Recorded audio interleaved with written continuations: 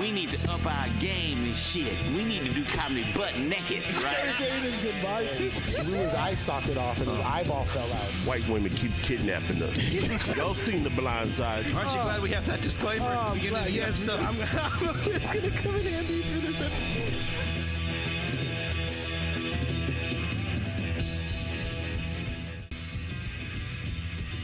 This week's episode is brought to you by Big Boy Raps. Mention the Voice Party and get $200 off your first graphic rap or color change. Big Boy Raps, where the big boys play. Welcome to this week's episode of The Voice Party. I am your host, Corday Snell. Next to my right, I have the very talented, very soulful, always helping me out, edit videos, Marcos Molinar. I don't even know how to say your last name. How you say it? That was perfect. Okay, cool. You got to the far distant across right, we have JD Ardendia. What's up, man? How you doing? Long time no see. Mighty Morphin Power Rangers was cracking. Hey, man, hell yeah. Shout out R.I.P. Tommy. R.I.P. Tommy. Exactly. There we go. Across from me, we have the very funny, very talented, great rapper and always having some great notes about the history of the world. We have One Take Joaquin, a.k.a. Black Joaquin, a.k.a. Joaquin. Thank you. Glad to be here. Exactly. Fresh haircut, man. That's nice. And on the ones and twos, we got some weird dude wearing a shirt.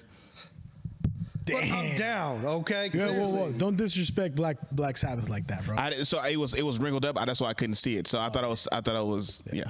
But shout out to Black Sabbath. How you doing, Phil? I'm all right. I'm repping my brothers. Okay, cool. Last week was a crazy episode, man, when we found out you had a broken neck. Yeah. I don't know what order these are going to air in, but yeah, okay, sure, let's go with that. All right, yeah, sure. Have you gotten your neck checked out? That'll be fine. Okay. Sure, it's fine. Just cowboy up, walk it off. Okay. Hey, 100%. Turn your head that way. Like, follow my finger. No, not just rotating. He's on your head. He's like a fucking owl, dude. Look at, No, it was an owl. wait, owls, they don't move their. Anyways, welcome to the Voice Party, everybody. What's up, everybody? How you doing, Joaquin? Nothing. Just think about how owl head movement works. Their heads will stay completely still while the rest of their body is rotating around. You look like the top part of you belongs at the beach, and the bottom part of you should be mowing the lawn. That's what you look like right now. What, the jeans? Yeah. Well, yeah, okay. Are those Levi's? Yes, they are. Okay, hell yeah, that's what I'm talking Those are bulletproof. Those look bulletproof in my view right here, bro. People in the hood can use those. Well, I'm an educator, so the way the things are going these days, You got a Hunter S. Thompson vibe going. I went on a whole. My algorithm on YouTube was like robberies gone wrong or something, or like saved by store clerks, right? Shooting back, and then it just went to like police gun down school shooter, and then it's just like all the shorts were just that, and it was just like fuck. Yeah, damn. Because you know how you just like with shorts and stuff, you just keep scrolling down, and then it just took me to that. I was like, fucking get out of this. I got something I want to mention. Okay. I want to put it out there right now. Sure. Cool. I've been trying to do this for fucking. How long have you been trying to do this? 10 years. No, probably about a year now. The great Luis Valdez. I'm in contact with some of his people right now. I'm trying to get him.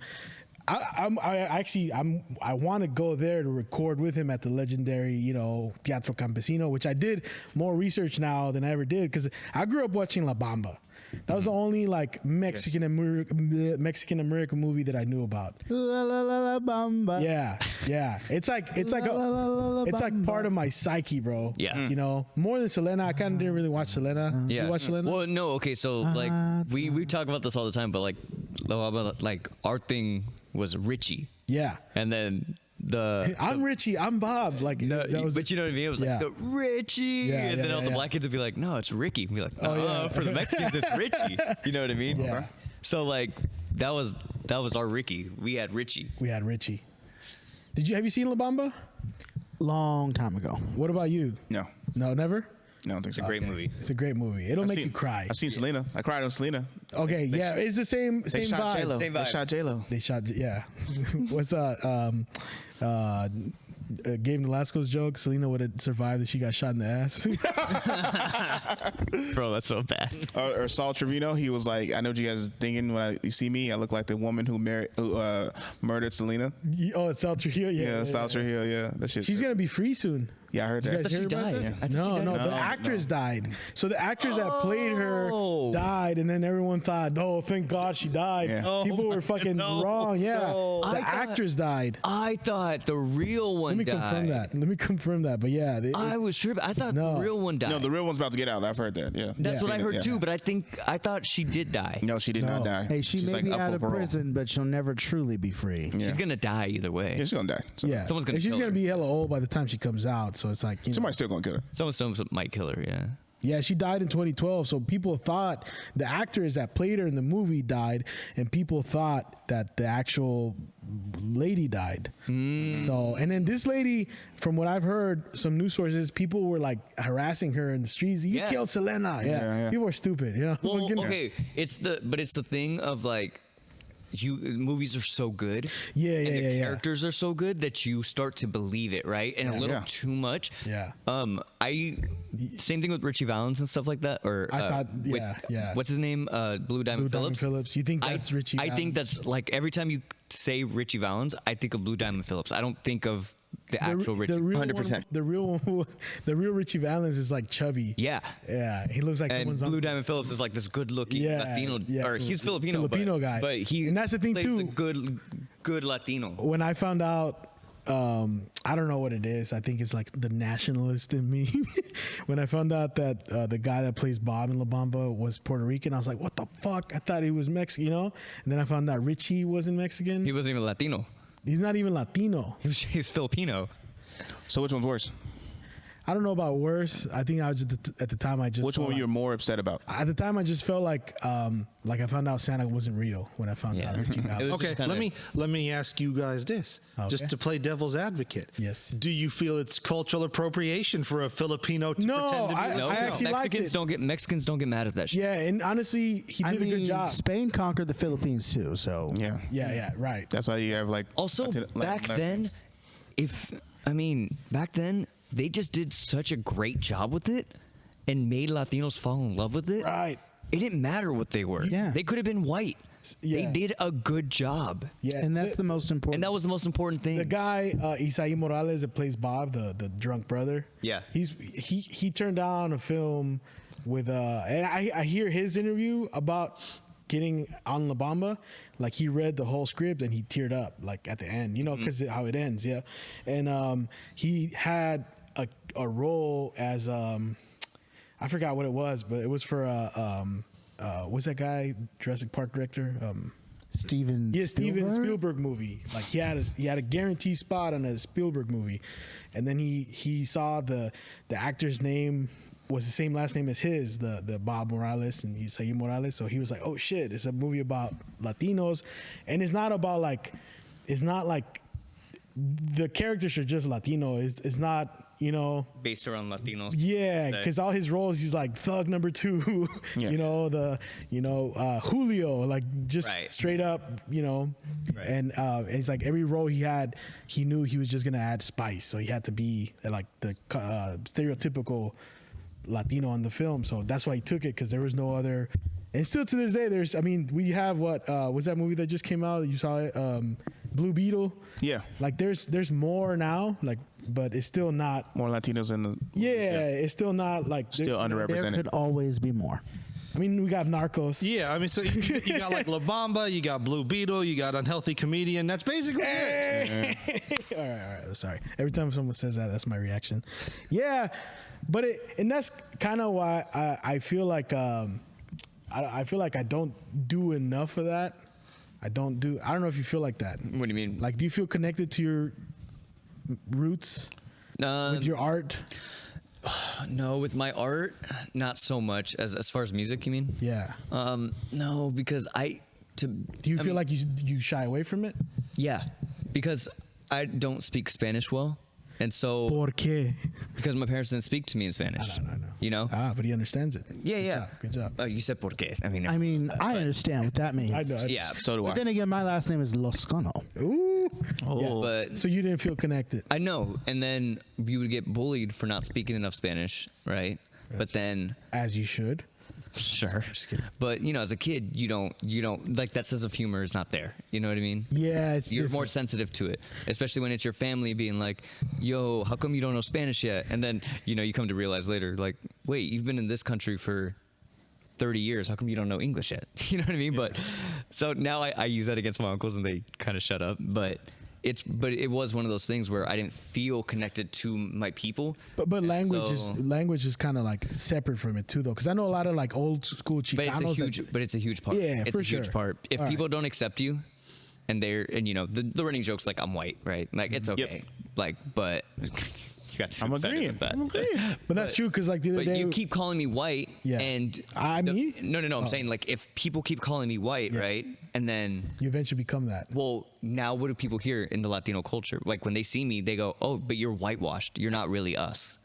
I've gotten that a lot. And so it's kind of, and so it's annoying. I'm getting better at like saying, "No, I'm Latino. I'm not white." When it's a serious moment, when we're joking, it doesn't matter. Yeah. But like.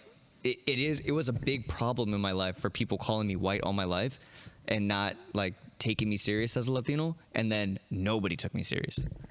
So that's why I kind of don't feel connected. It kind of like, I know that's a really sorry, that was getting called whitewashed. Like that is a thing that I know.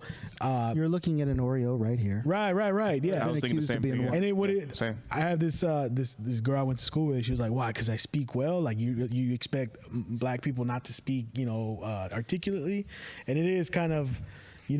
Because this fool might be more Mexican than some guys I know, but he just doesn't speak the language. Mm-hmm. I think.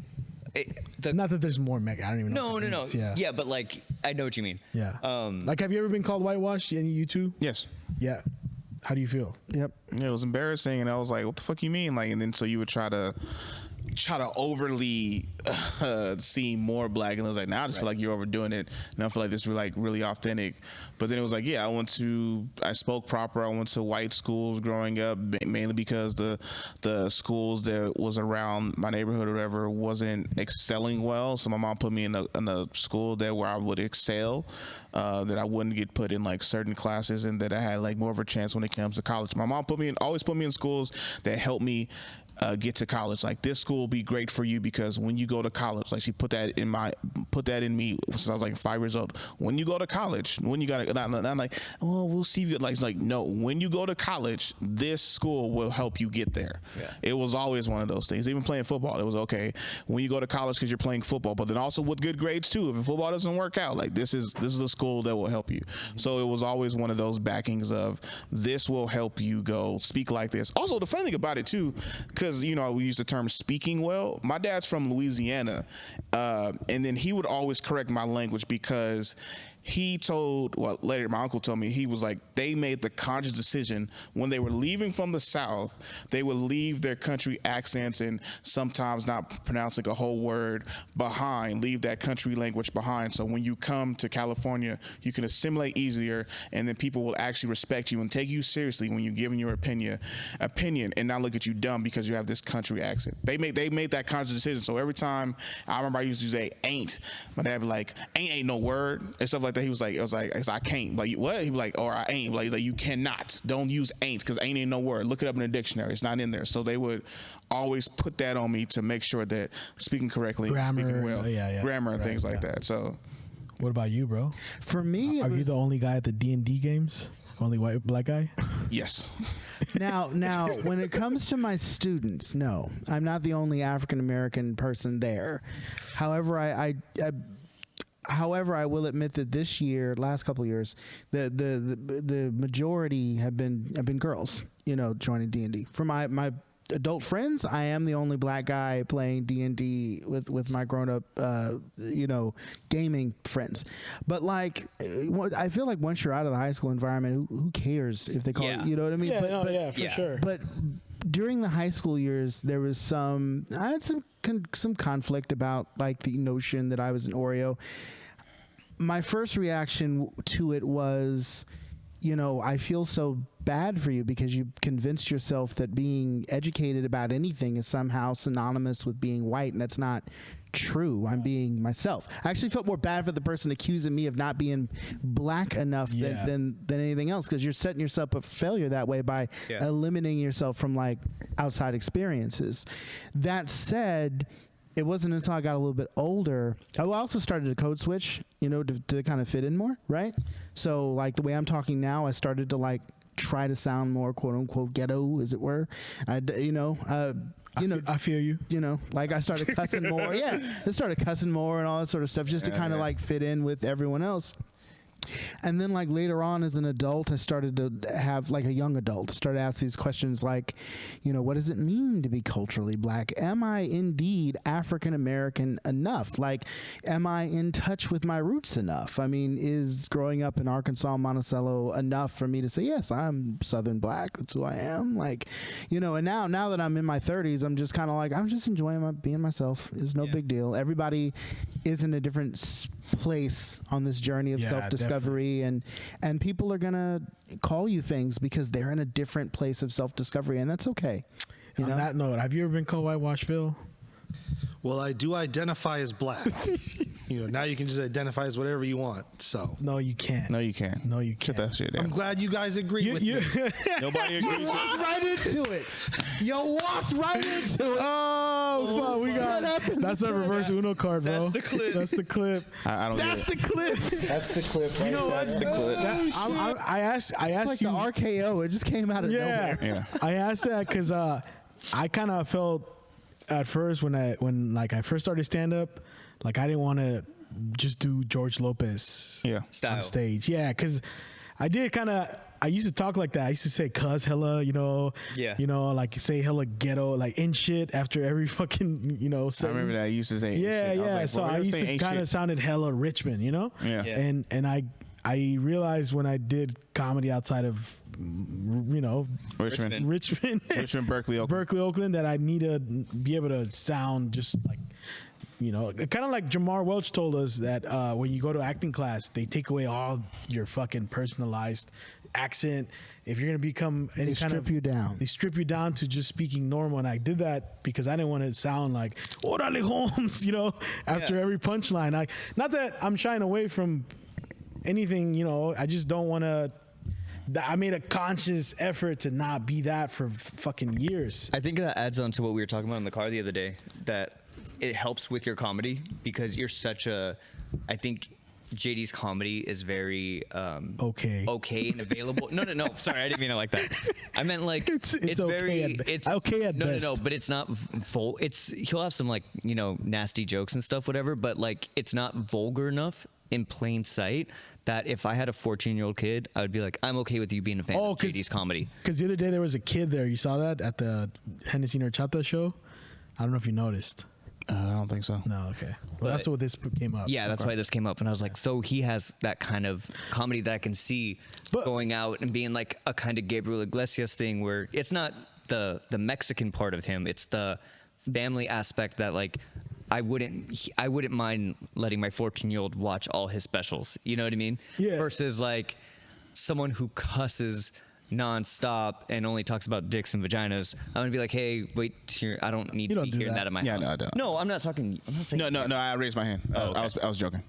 Yeah. But you know what I mean? Like versus someone like that. Also, for me, it was more of like I don't want to sound like I don't want to just perform for Mexicans either. Like not that I would love to. You want a broad on. Yeah. No, yeah. I don't want to just, you know. Everyone's comedian. Yeah. Any Mexicans here? Or Right. Because basically, by what you're trying to say, you don't want to just put yourself in a box, you know, but you still want a base from the Latino culture that kind of vibes with you and salutes you and then champions you when you're doing well. Same thing like when you're a comedian in the black community, but then with that, it's different kind of black comedians. Like there's Hood Funny, who's like Mike Epps, and then there's like Kevin Hart, who has like this crossover appeal, and then more mainstream relatability. And a lot of times there was, well, back in the day, there was this big argument between Mike Epps and Kevin Hart was saying that and even Cat Williams too, which is like the 3 tiers of like when it comes to like black comedians and things like that.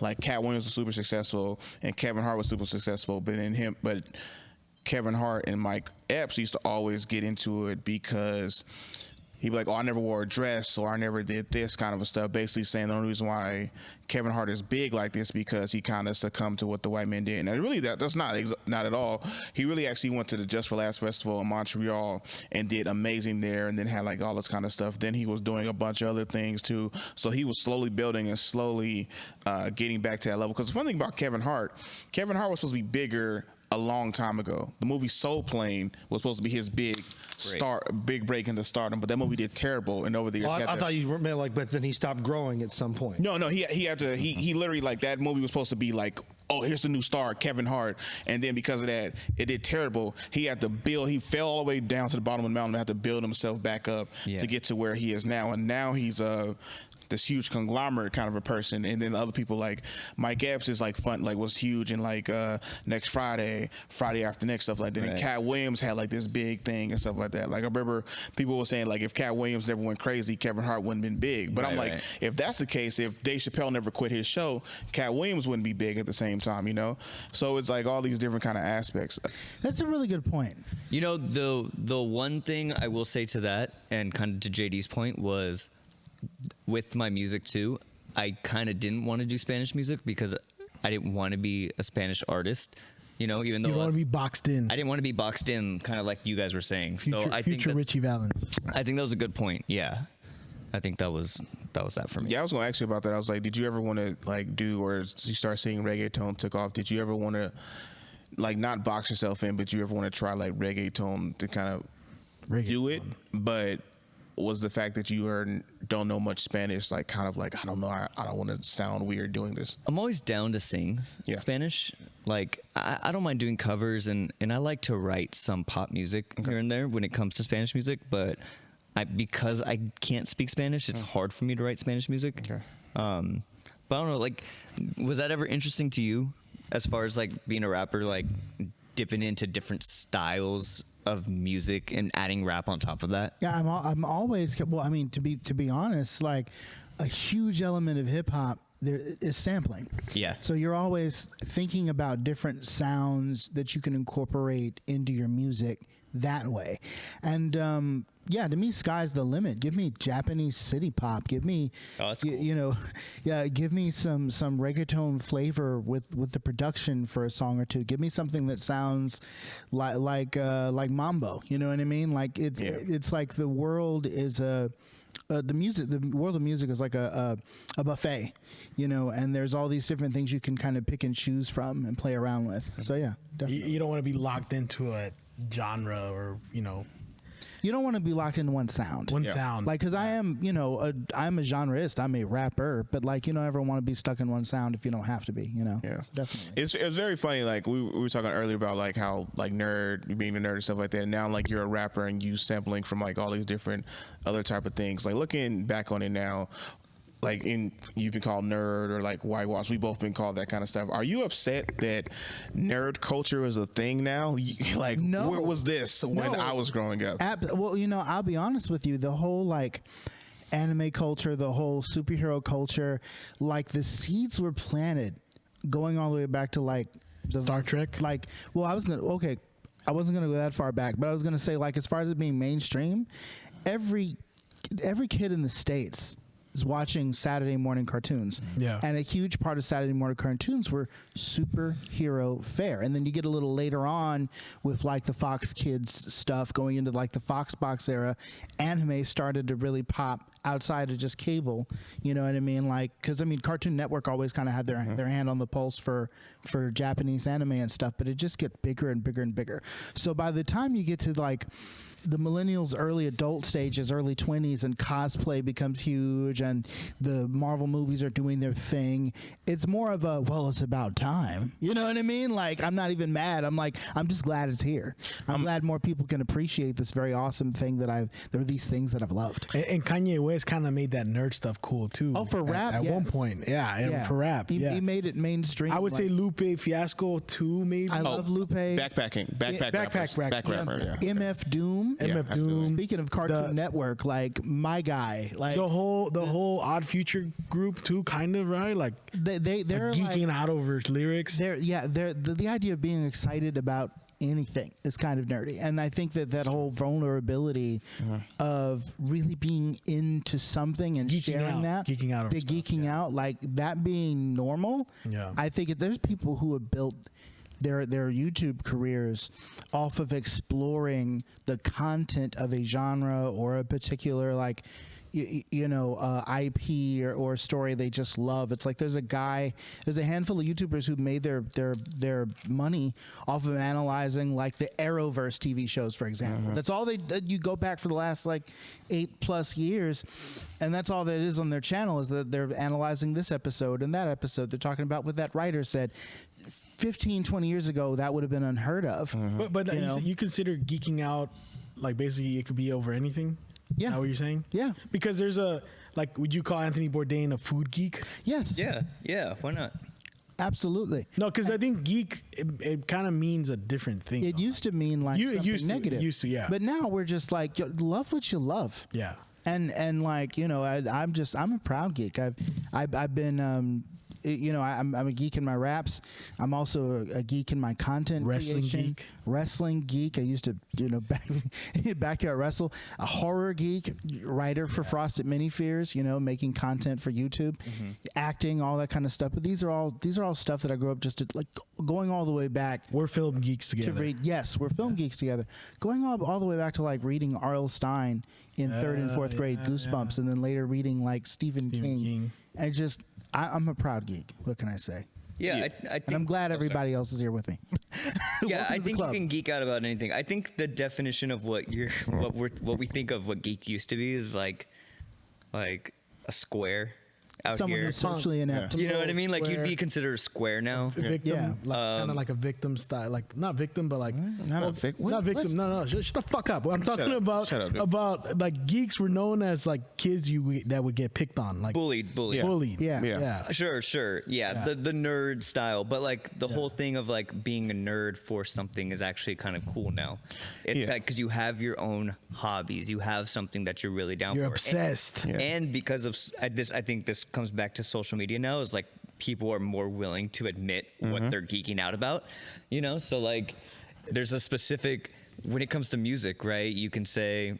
There's rap geeks, there's band geeks, whatever, and then there's the kind of geeks that like playing guitar, and then there's the guys that Rock just like the geeks. little knobs on all the equipment in the studio. Like there's tons of pages with millions of subscribers for studio tours Yes. that you guys would have no idea what the fuck any of these do, and sometimes we have no idea because I'm like, that's new. I've never seen that. Exactly. I want to hear more about that little piece of gear, and it's just a box. And like comic books kind of help build that bridge a little, where it made it cool. Like the movies make it cooler. Yeah. The movies are Because people Yeah. didn't like the comic books back when it was just comic books. There was That's like true. very select. It's very niche. I think the animated series kind of like paved the way for the movies. By the time the first X-Men movie was coming out, you had the ever popular 1990s animated series in the early 2000s like X-Men Evolution, and people grew up watching this. So there's a film coming out. Oh, I've got to see this. Yes. You know what I mean? Like it was the right time. You know what I mean, for a lot of things. Because when I was growing up, I remember the kids that like Yu-Gi-Oh cards were like, they were seen as weirdos by everybody else. But now, now that shit's like everybody likes anime. Everybody, everybody's Yeah. into something. Even Dungeons and Dragons, which used to be like super nerdy. Yeah. But you know what really helped D&D? I think Used to be? It's pretty mainstream these days. Yeah, it is. They're making like I don't think so. I don't think it was Amazon also Prime shows and stuff like that. And millions of people. I would beg to differ for you guys. I'm going to be on his side because there's celebrity groups that love love that play D&D. Vin Like Diesel the and, highest of highest know, celebrities come together to play D&D. Didn't Zac Efron come out like he likes that? Something like Something the that, top models are like Yeah. all these like really good looking people are super nerds. Well, like, for D&D. it's becoming public. My brother plays it all the time with the band. I would actually attribute the D&D popularity first growing with like Stranger Things, because those characters are D&D players. If all the characters are based off of like the monsters or whatever. You know, and it's like you go into like, you know, the first episode. What are they doing? They're having a D&D session, and that kind of has laid the framework for people going, oh, this is actually cool. That laid the framework for Vox Machina, right? Which is like a Amazon Prime animated show, which is a spinoff of a YouTube D&D campaign with like some I think professional actors are doing that thing. You know, that's kind of what's a campaign? I don't know what that means. Oh shoot. Okay, so yeah, when you guys say that, I don't know. Okay, so there's two main ways that I've played. There's one shots and then there's campaigns. One shot is one shot, Joaquin. So, you know, I mean, comic books are also organized as one shots, but that just means we're going to get together and we're going to play in this particular world. There's going to be a start, there's going to be a defined ending, and it's going to be one session. Oh, like a quest mode in games. But it's going to be for a day. Meaning from like, I don't know, the average D&D game for most people, like my group, when we get together once a month, my adult friends will go from like maybe 4 or 5 o'clock on up to about 9 or 10, right? So that would be a one shot if we ended everything at 10 and everything got resolved, the quest was finished. A campaign is a much longer quest, which could take you real time at months, weeks, months, sometimes even years. Longest campaign I was ever on lasted us 5 years. 5 years, man. And it's all made up, right? Like you make it all up. Yes and no. So there are module resources where there have been tons of published like D&D adventures out there, and D&D isn't the only role-playing game that you can play, but just to stick with one, I'll give you an example. With my students, I ran The Curse of Strahd, which comes out of a book, and there's maps and there's like detailed on where you go. Whenever the students make a decision, your players make a decision, then read this section of the paragraph. If they succeed, read this part of the paragraph, and then you get the monsters set up. The monsters have their own stats, how powerful they are, how much they can hit the other players, and I've got to like follow that as the dungeon master. And then the players have their own stats and their own setup. Now those are called modules, when you have a book set up and then all the legwork's been done for you. Then there's homebrew, which I've also done, where I go online or something, or draw freehand, create my own maps, create my own puzzles. You know, you want things to be interesting. It can't just be role play and combat. Here's a little riddle here, and you have to figure out where that is. Well, you know, and they're like, describe this to me. All right, there's a hill over there on the north side. The poem mentions like an emerald mound. Let's go check out the hill. What's up there? Oh, here's a little interesting gold piece. And what's that say on there? So, you know, there's a lot that goes into the storytelling aspect, and you're never making it up as you go. You're planning. You're actually sitting down, you're writing the story out, you're figuring out how the beats are going to be, and you sometimes have to fit it because your characters may make decisions you weren't planning on, and kind of have to roll with the punches. It's exciting. How often have you brought people on and they can't keep up with how, like, it sounds complicated from that explanation. Yeah, yes. I mean, it's really people that really like the shit. Yeah, and you also have to like learn how dice rolls work and all these rules and things. But it's like math heavy, it's literature heavy. But I'll say this much: for the most part, when it comes to my students, I've only had one kid be like, "Hey, like this feels like homework." But for a student like that, I was like, "Here, give me your character sheet." There, all right. You need a calculator for this? Yeah. No. Well, okay. After a lot of practice, do your taxes. You get it in your head. You know. Does this sound fun for you guys? My band loves D&D. I have no interest. Every time they try to explain it to me, I'm lost. You have ADD. Yeah, I'm too ADD. What about you, Corday? Nah, Dungeons and Dragons, I think, was always a game that I always felt was too complicated or too long to Too play. many rules. Too many rules and things like that. And I heard it can just like go on forever and ever. I felt like it was like, I think somebody said it was like the Monopoly of nerds, kind of like in a sense. You know how like Monopoly games can like keep going and stuff like that. It takes forever. And so I'm like, oh shit, Monopoly takes a long fucking time if that thing keep on going. For me, my nerd thing or geek thing was always Yu-Gi-Oh cards. Like I loved Yu-Gi-Oh. I love building decks. I love structuring and like. What do you mean building decks? Building decks is like because it's like a Deck of cards. collecting cards and Oh. like and it's like a specific type of deck you might want to run. It's like a beat down deck, basically beat your opponent as fast as you can. Then it's like a mill deck, was like make them run out of cards and like all this other type of stuff. So you have like certain type of decks you wanted to build and things like that. That will always pique my interest. You're talking about Yu-Gi-Oh cards. Yu-Gi-Oh cards Okay, because it's like you have to collect certain cards, you have to trade and things like that, and then using like your allowance, you have to save up. And then we was going to tournaments like at Toys R Us and shit. Pinole. Like then it was like tournaments in Oakland. My mom worked on Kaiser Oakland. It was like a store right by there, so we would wake up in the morning, catch the bus to Toys R Us and Pinole, play there until like about 12, catch the bus to the BART station, catch BART from Richmond BART to Oakland, walk there, play there until like about like 4 or 5, and that'd be like a whole Saturday. And then my mom was always cool with it because Alvin was with me, and Alvin was my older cousin, and she's like, as long as you with him, I don't have to worry about. You've never talked about this here before, huh? No, I know. That's why I wanted to talk trip. about like the nerd thing, because like I still collect Yu-Gi-Oh cards today. But I remember at one point it was kind of like I felt I had to choose. I felt I couldn't keep going with like this kind of nerd geek stuff because it wasn't as popular then. It wasn't like,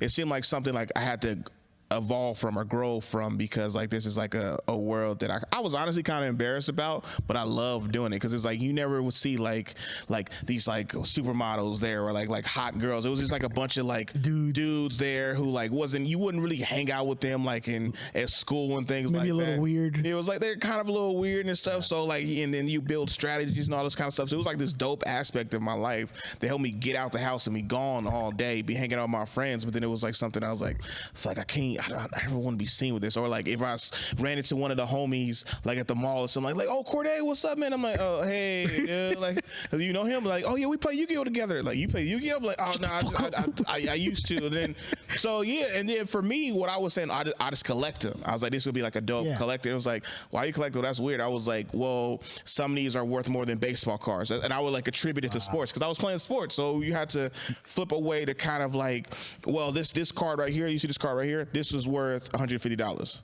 Like, how much you pay for it? I was like, I got in a pack that was $6. So then like I got this other one that's worth $50. That's worth, it's like, well, why don't you sell these right now? We can go like, I don't know, like you could probably borrow a car. I was like, nah, dude, if I wait, this shit might be worth like $300-400 by the time I get older. Are they still worth? Oh yeah. They're growing. So let me ask you. Now it's funny. My high school girlfriend tried to teach me Yu-Gi-Oh. Yeah. And it didn't for whatever reason live in my head. But you know what card game that I stumbled across? Well, I mean, I played it once as a kid and then like found later as an adult a love for it. Magic the Gathering. I knew you was gonna say that. I had Magic card and did not know how to play it. I didn't get Magic cards either because it was weird to me that some Magic cards were worth as much as, because okay, Yu-Gi-Oh cards, if it's holographic, that meant it was probably worth something, right? Back in the day. Now they reprinted them and stuff like that. So now you got to find the original OG ones, right? It was weird when I would see a simple card was worth $350 from Magic. It wasn't even hollow. What's Magic? What is that? Magic the Gathering was like another card game that was like big. I feel hella left out because I never knew about a lot of this shit. This is how I feel. There's professional Magic players out there. They go all over the world and win mad money at tournaments. Yeah, like Magic. I'm not that good. Yeah, Magic was kind of bigger than Yu-Gi-Oh, but Yu-Gi-Oh was kind of growing in popularity because of the show. But then the show kind of weaned, and like Magic, it was always kind of like this battle between the two of them. And Magic was like the OG. Yeah, Magic was the OG. Like I saw a lot of adults playing like Magic. Like I remember sometimes if we had Yu-Gi-Oh cards and a few people would bring like a Magic deck, right? Yeah. The owner, it was a spot, Dave's Dugout in Albany, right across. I remember them. Right across the street from the Ivy Room.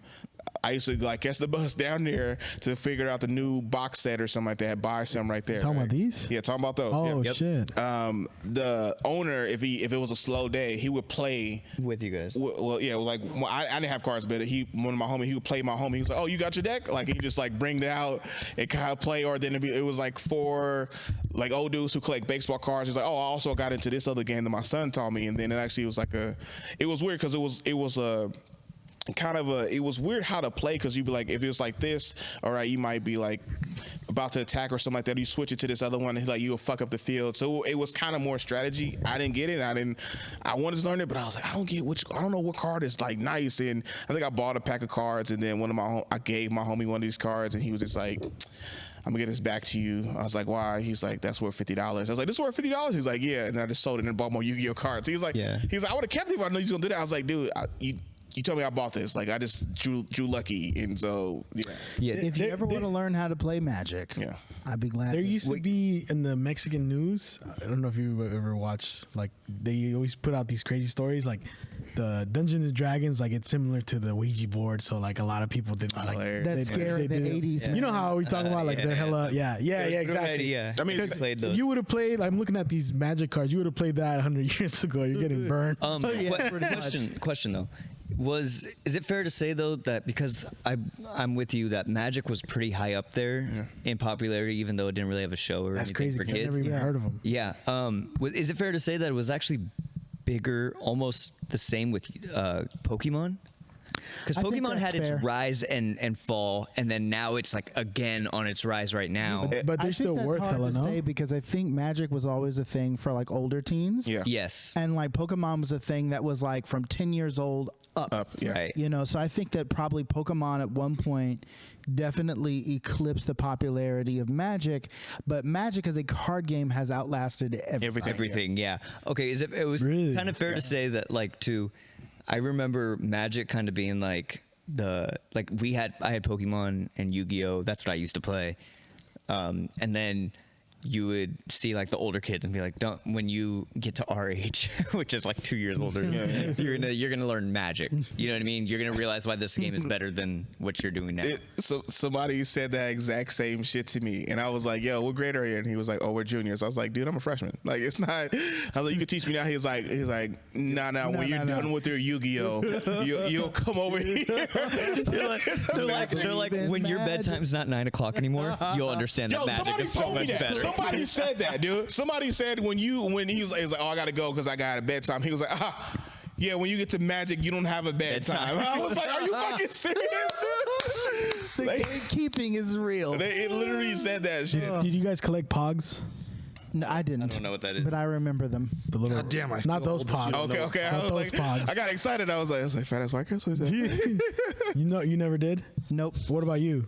Yeah, I was like super into Pogs. I had the little board. I had a bunch of slammers. That's POG Pog, just so everyone knows. Okay. So Marcos. Yeah. Pogs were like little Pogs and slammers. cardboard discs that you would stack up, and then you'd have a heavier one that was either plastic or metal, and you'd hit them. And whichever one's landed face up, you won. Yo. Oh. I used to have all the. I used to have all the Mortal Kombat ones. I bought them from a liquor store. Nice. I couldn't. Used to play Jax. My dad taught me that. I couldn't keep up with that as much. I was like, you get way more interested. And the funny thing about it, the card game of Pokemon, I don't know anybody who actually played Pokemon. Same. But I knew people who collected Pokemon Yes. cards. Yeah, because Pokemon same. was, Like I collected the cards, never played the it. game. Yeah. Yu-Gi-Oh! I was actively learning how to play. But then you know what? I'll tell you this. At the same time, Yu-Gi-Oh! Was like getting really big. Beyblades were coming out. Yep. And I got really into Beyblades because there was no, like, you got didn't have into to what? learn anything. You just had to make sure you had a pretty good. What are those called? They were like Beyblades. they were like battle dreidels. Yeah. Yeah. Basically. Yeah, that's an app. Just Yeah, no, it's perfect. I feel like I didn't have a childhood out here and all this shit, dude. Yeah, because you were in hiding most of your life. We were over here having good. No. So Beyblades, was actually the fun thing about it now. Teaching, one of the teachers, Beyblades had a resurgence. Yeah. And a lot of kids at my school were playing Beyblades. Like they started building stations for Beyblades just to be like, oh, let's go to like all that kind of stuff. So it was actually actually pretty cool. When Beyblades came out for me, I was in like middle school, and then also Yu-Gi-Oh cards came out too around that time, so you couldn't play with those because there was always somebody stealing Beyblades or Yu-Gi-Oh cards. So literally people was getting into fights or this is what I hated about admin back in the day and teachers, right? Whenever a kid would accuse somebody of stealing, they would never believe them because they was like, oh, well, we told you not to. I was like, just check his backpack. They're in there. It's like, how do you know? I fucking saw him. And then literally, because I had a guy steal my deck of shit, and then I stopped dressing for PE for a while, and it was like, your grades gonna go drop. I was like, I don't care. My deck got stolen. I was like, I bought that with my own money. The kids right there in this other place like stole them. I was like, y'all not doing stuff. I'm not gonna do nothing. And my mom was like, you got to dress. I was like, I don't want to dress. You ever sell any of your just like your cards? cousin? Of course I did. How much money have you made from? Not a lot. I mean, because when I was selling, I was either selling or shout out to Alvin, because Alvin could talk me out of like hella stuff. Because I remember I would always. So one thing about Yu-Gi-Oh, I always knew that the OG holographic stuff eventually one day will be worth a lot of stuff. And then Alvin would always kind of catch me in a little pickle. It was like, well, you want a Gatorade and some pizza, right? I mean, I got enough money for you to get this like kind of shit. And then I would trade him like my first edition holographic something. And then he was like, yeah, I got $15 and I'll buy you food. And then after a while, I was just like, I say, Alvin, stop trying to like, I'm a starve. All right, I'm a starve because I'm not going like trade away this good ass card for some food when I can just wait 2 hours. He's like, well, that's a lot of time to wait. I was like, bought crypto, bro. You should have bought Bitcoin. Here's my question with you saving all your cards and a lot of collectors, right? You guys all the main thing about collectors is I'm going to save this because it's going to be worth a lot of money one day. And then what happens? It's worth a lot of money. And your house is just filled with toys because you're never going to sell it because by the time it's worth a lot of money, it's got too much sentimental value to you, and you're going to add that onto the price that's not worth it, and or you're probably too like hoarderish. No, not hoarderish. You're too like attached. No, what's the word? Like you're too like eager for it to keep going up. You're like it's gonna go higher and higher, but it's not. It might not. Perfect example of that. One of our friends, I don't want to say his name, but he collects toys. I'm not saying you. No, I'm not saying. I feel attacked. No. He's like staring right at me like one of my friends. He's all of our friends here, but he has a shitload of toys, video games, cards, comic books in the room in his house, and this fool literally, like, I remember his kid sleeps in a different, like, that could be his kid's room, but he wants to hold on to this shit so much that he doesn't want to empty out that room. So when are you willing to? At what price are you willing to sell your cards then? I mean, if shit gets up to like $500, something like $1,000, like the one card that I wanted back in the nuclear bombs are coming, bro.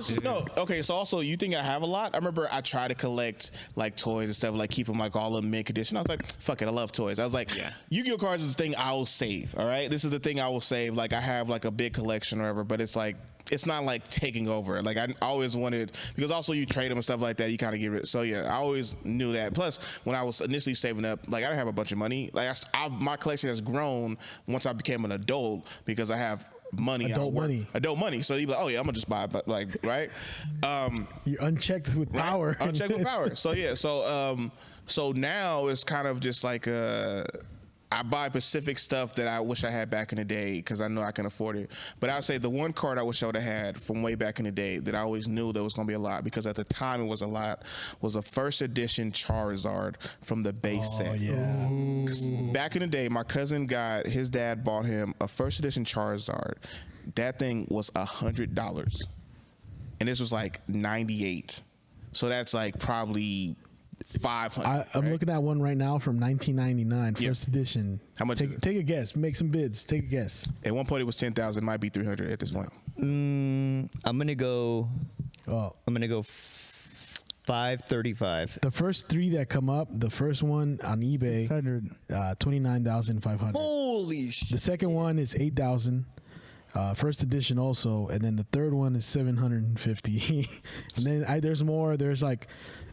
It's crazy how like $5,031. Yeah, it's crazy how the same card in like without an eye, like just with the human eye, can't tell the difference between them. One is 30,000, the other one's 5. It's little you stuff, know what I mean? Man. No, like, I know, and I know I know the companies that do that, but it's amazing how they can be like, yep. First off, I know that this is a first edition versus a reprint. Second, like you see that little ding that nobody can see that I saw through a 20,000, S mic. Like the dude from Pawn Wars, he's like, I have a friend. Oh yeah, I was gonna say, he like, brings up Phil. How like Pawn Stars always has like an expert that they would call in. Like, I know a guy. Like the dude with the autographs.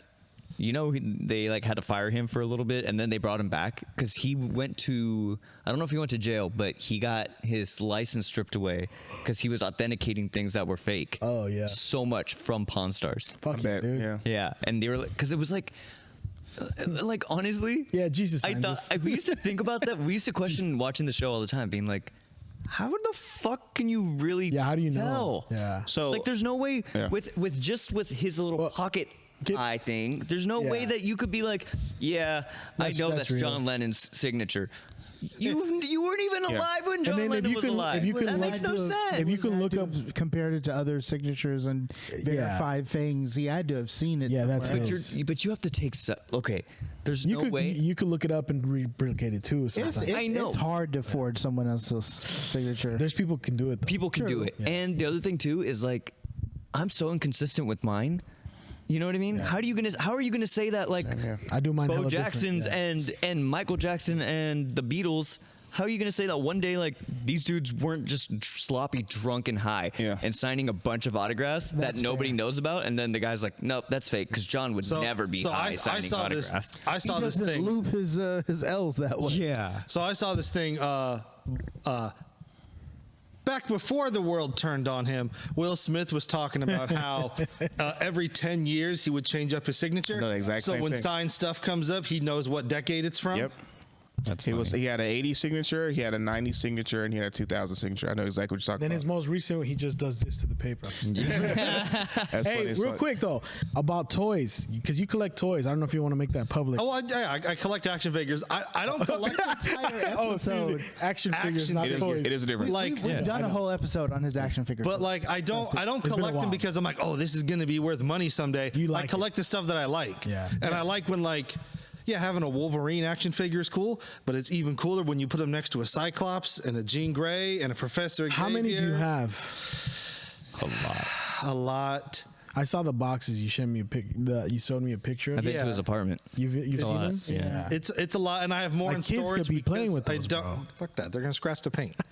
But I have a lot in storage because I don't have room in my apartment. Yeah. The dream is someday to be able to buy a home. That didn't used to be a dream back in the day. You could just do that. But, you know, but what no, it was still a dream back in the day. Yeah, but now like I'd like to get a home and then have like an office where like my desk and my computer is, and then I can just put up like shelves or detofs and have all my stuff there. Yeah. So that way, because like even in my office at my job, like I have stuff like on the shelves and on the walls and stuff because I hate blank white walls because it just sucks my creative energy. Yeah. And so when I'm working on videos or I'm designing flyers or I'm working on anything graphics related, like I need visual stimuli to keep the energy going. So it's nice to be able to just like pick up a Superman and pose it around and then go back to work because it keeps that energy flowing. Does it ever become like not stressful but like just carrying this extra shit around? I'm not trying to shit, but like, I mean, you know what I'm saying? Like, especially when you have to move recently. Yeah, it can be. It definitely can be, but it's like the old school. It's almost like a fidget spinner. Like when you're like I'm bored or like I'm just lacking creativity right now. I'm just like, I just need to look at my computer. I'm just gonna play with this guy's arms real quick. You know what I mean? So I'm gonna spread his legs or do something. But I think spread his legs. That's sorry. No, I get what you're saying because that's definitely for me too. But then also just like looking up and being like, oh, there's the whole '90s X-Men and X Factor team. You know, and it's just cool seeing everybody together like that because they're like these things I love that are intangible, and then having this plastic like representation of it makes it tangible. So I can like reach out and touch these things that I actually enjoy. Yeah. You still play with them, huh? You still make them fight. Sometimes. I mean, I have a whole Instagram page where I'll do like action figure photography and stuff. That's cool. So just bring that back. I was gonna say with you know, still does it like it never went away. It's updated in my feed all the time. Mine it hasn't. I don't think you did follow. I'll send you some. But with your wall, you said like you don't like the blank walls in your office and stuff. That was actually a big part of why, like, if you ever seen the documentary back in the day, it was on YouTube about like the eBay office tours and stuff. It was like mandatory back then for them to shop on eBay for a few things, and they had to decorate their cubicles in like eBayed out stuff. So it could be like whatever they wanted. It could be action figures. It could be movie posters. Whatever they wanted. They just had to get it from eBay, and that's how they got to decorate their office and stuff. But it was cool because it created it kept them feeling at home. It made them feel like it wasn't just this boring ass office that you go to a 9-to-5 job. Because when you're at those kind of companies too, there's no such thing as 9 to 5. You're there at random hours of the night. For you guys that like playing card games, are you also into like poker? Do you like that? Is that like a weird different thing or? It's a different thing for me. I don't really? know poker. You don't know how to play poker at all? No, I don't. My grandfather showed me a few different suits. Like my grandfather in Arkansas is still alive, but I never took to it quite that well. You did cocaine. I know you like poker. You know poker, right? I don't know how to play poker. What? No, but I love roulette and I love roulette. That's pretty much. Oh, and blackjack. Because I grew up playing poker with like my uncle was a dealer in Reno, so he was a drug dealer in Reno, so he taught you how to play poker. Did he teach you how to play, or he just say just sit down and watch? He robbed me of my allowance money. Okay, damn. So yeah, he was savage, but he would give it back. But it's like he was good, and he taught me how to play, and. Like he was very aggressive about it though. It wasn't like a nice fun time. Like he was kind of teaching you how to play from casino's perspective is like you have to be aggressive. Trying to get your money. That ain't. I mean, well, I guess black families operate from that same kind of standpoint. Joaquin, did this ever happen to you, where they be like, "Oh, you wanna what's the spades? Do you know how to play spades?" What is yes? So spades is a very black game that they don't teach you. Sit here and watch. Yeah. Like you gotta watch. Yeah. You gotta fuck up and stuff like that. So the reason why I know how to play dominoes, my uncle told me how to play dominoes. Dominoes. My cousins taught me how to play speed. So Big T beat me in dominoes the other day. He was like, I schooled these niggas. I was like, you won by 15 points, motherfucker. You did not school somebody. If I didn't fuck up Uno or stuff like, if I didn't fuck up my last domino, you won a fucking one. So, but yeah, so that was I learned. My uncle taught me 3 games, right? But then I used to always sit and watch like my mom and like my uncles and aunts, and when they play, Lisa, it was vicious. I remember at one point they used to play for like $5 or $10. So they would put down like everybody had their $5 down, right? And then it went from $10 to $5 to $1 to quarters to like dimes.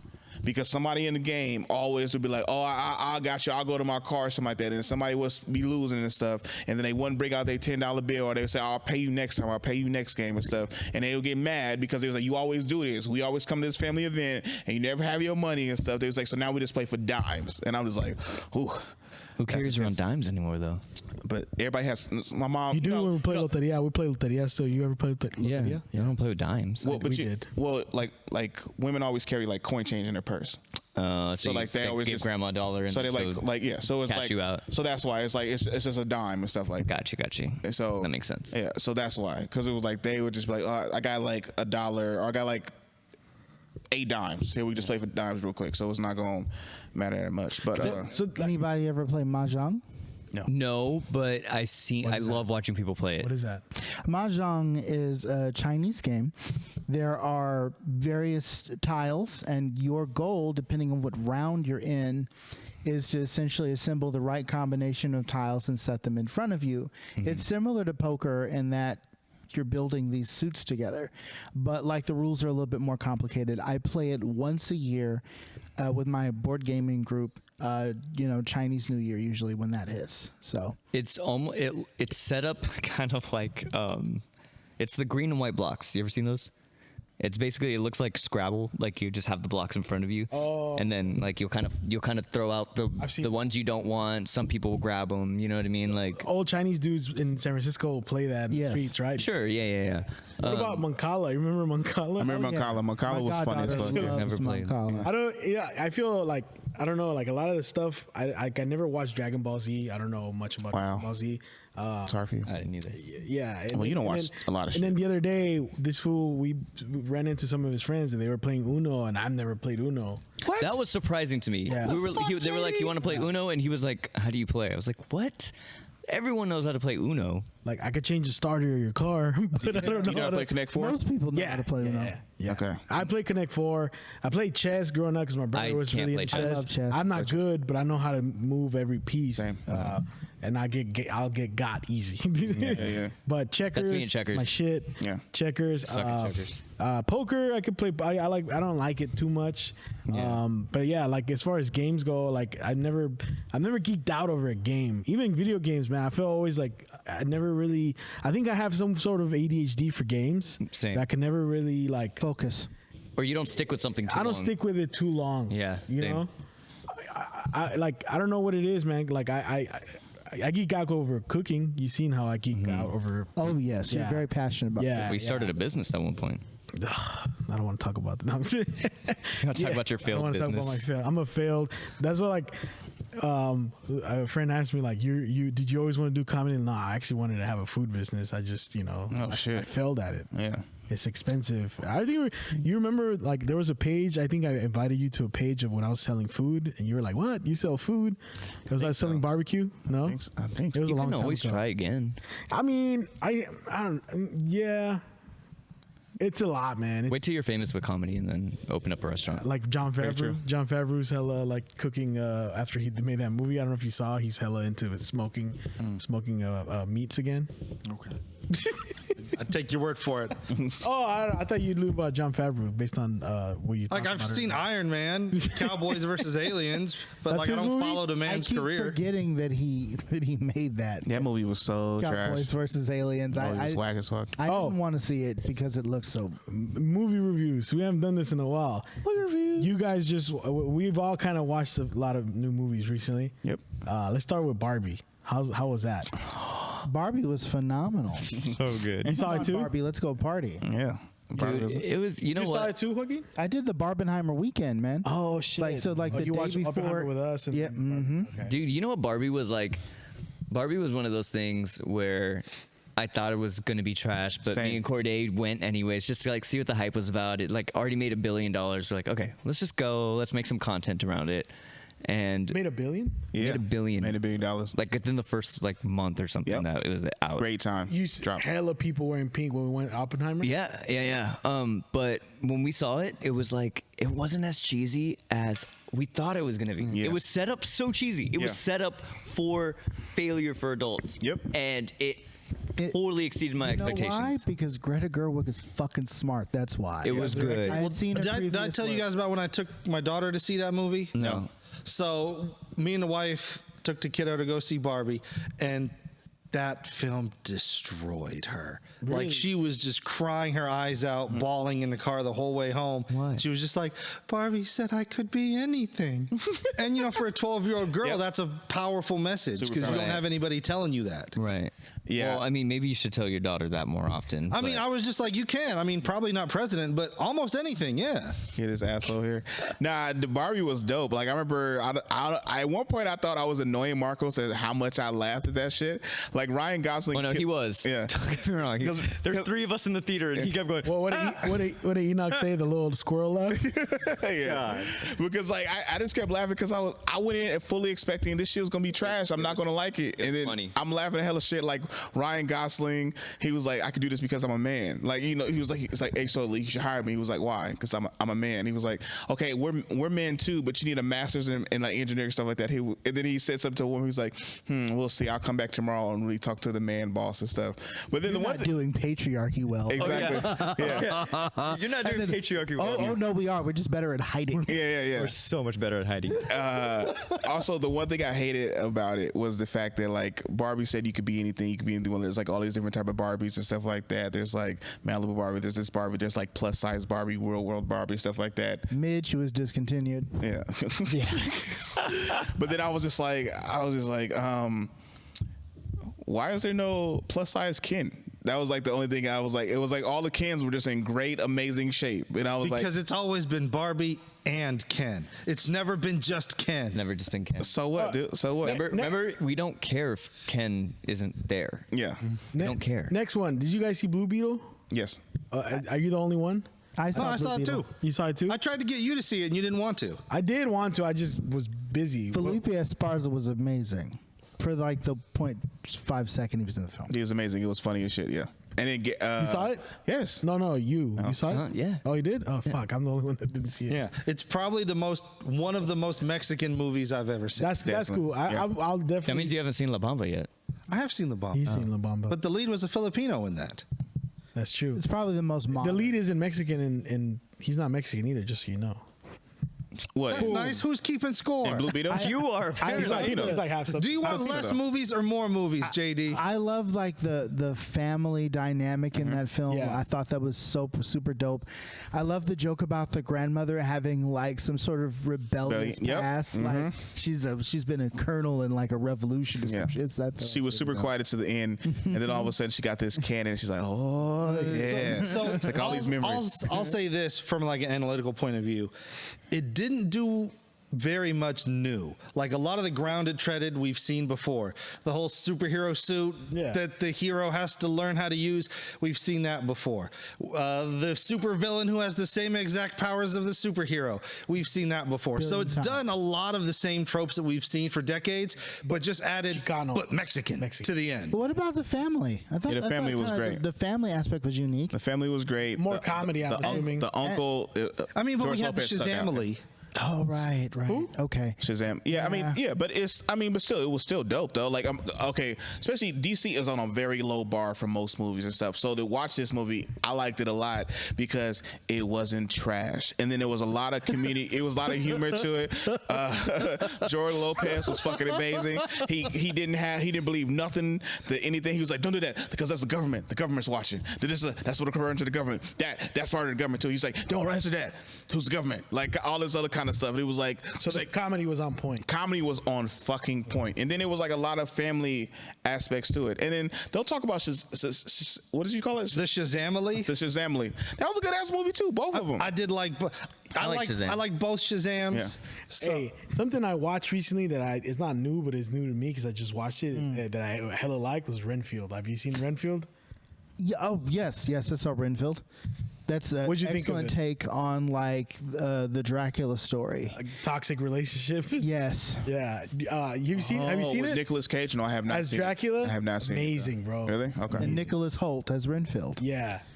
Okay. I was perfect, man. Like Dracula's the perfect narcissist in that film. It's hilarious. Like, so let me ask you this, Jados. What? Better or worse than Dracula Dead and Loving It? That's a classic, bro. You can't touch that classic. The fucking waking up from the casket and hitting his head in the chandelier. Oh, like that's. Have you guys seen that one? No, I need to come over to your house and just watch Yeah. movies. But I We used to do showed this thing where we fool. all would get together and watch movies together Yeah, we just did. for fun. We can do that. Like, I showed this once a fool month. the beginning. No, of we can't Tales because from we the can't Hood. talk about movies. I showed this fool the beginning of Tales from the Hood, and like but I could tell he was like, oh, we got 1,000 views on this. I'm like, hey, we shut the fuck up and watch the movie. Yeah. But it's okay. You have ADD. Yeah. I liked it though. I wanted to keep watching it. Yeah. I was watching it. It was just I was also looking at our analytics. Did I stuff. say The Exorcist is whack? Yes, I you didn't did. say that. the new Okay. one, yeah. It's whack. It's like Avengers meets The Exorcist. That's how it felt like. Yeah, that sucks. It's terrible. Yeah. Yeah. we got the light. We got the light already. Yeah. Anything else you want to plug, Joaquin? You're the guest of honor with your. Just keep watching The Voice Party every Monday. Wait, when's your shows? Plug your shows. When are Plug we your gonna shows, see you bro. live? Yeah. When are you gonna do poetry live? I don't have anything lined up actually. Do you have any poets from your heart that you can share for us right now before we end the episode? Okay. All right. Man from the soul. All right. Extreme heat, unpaved roads, southern fried souls crying in the distance. From the desperate pain, from unbroken chains, from mansions crestfallen, old power wanes. Rise from the ashes, my brothers, my sisters. Rise from the ashes, my brothers, my sisters. This has been The Voice Party. And we're out. And we're out.